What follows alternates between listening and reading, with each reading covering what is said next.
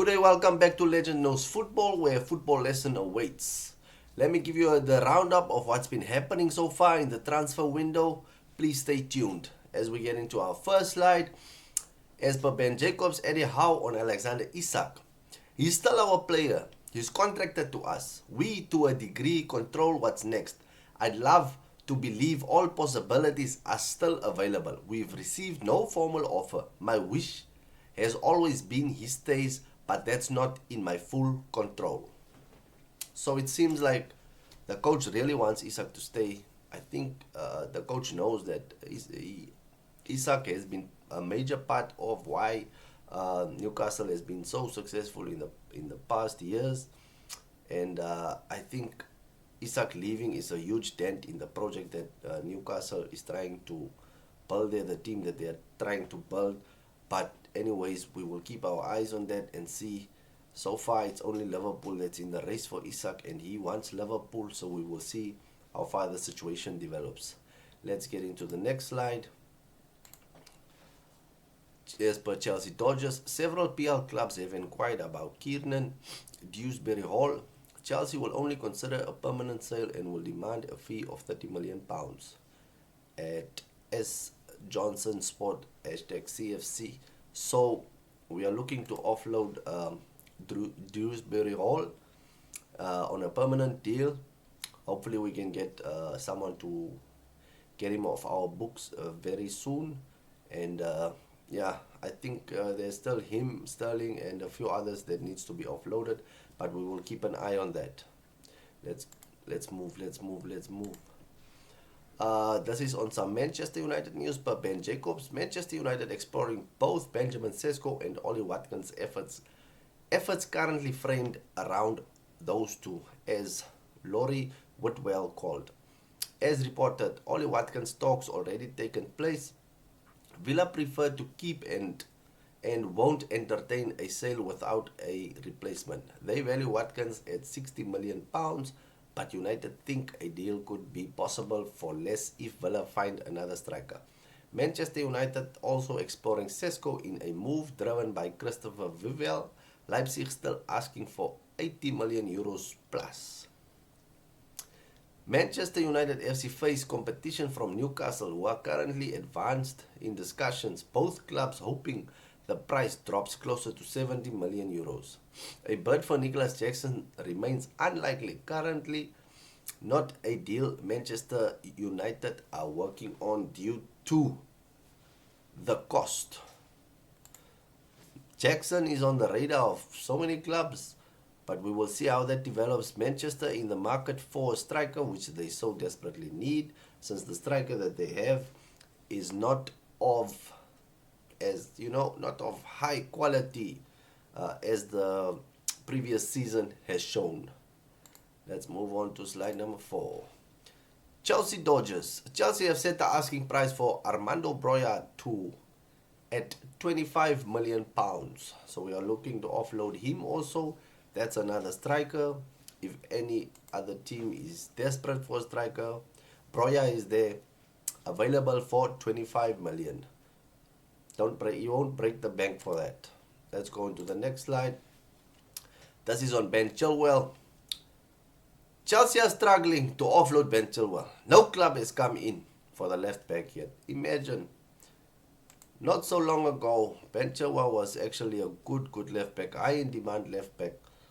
But ever since he joined Chelsea, his career has just been declining. I don't know what happened, if he's not in favor with the coaches, or if, he's just not showing that enthusiasm on the training ground. But it looks like we are trying to sell him and nobody's trying to buy him. I don't know what we will do when the window closes and we still have him on our books. And I understand he's also one of those high earning players in the club, which is actually a negative for the club. But we will see how that situation develops. Next is per Ben Jacobs. Dortmund currently debating whether to make an approach for Jadon Sancho. Manchester United are prepared to sell for £70 million, €20 million. Price now dropped lower than Chelsea's £25 million obligation to buy. Juventus are still in talks with Sancho as well. Alejandro Garnacho also still expected to leave in the coming weeks and is prioritizing a move within the Premier League. Argentine winger would welcome an approach from Chelsea. Chelsea could potentially sign Xavi Simons and Garnacho. I have more detail on that situation in my previous video that I uploaded not so long ago. Please have a look at that. And yeah, seems like Garnacho really wants to come to Chelsea, and Manchester United really want to get rid of Jadon Sancho. Let's move into number 7. This is just some news on Nicholas Jackson that's all over the place.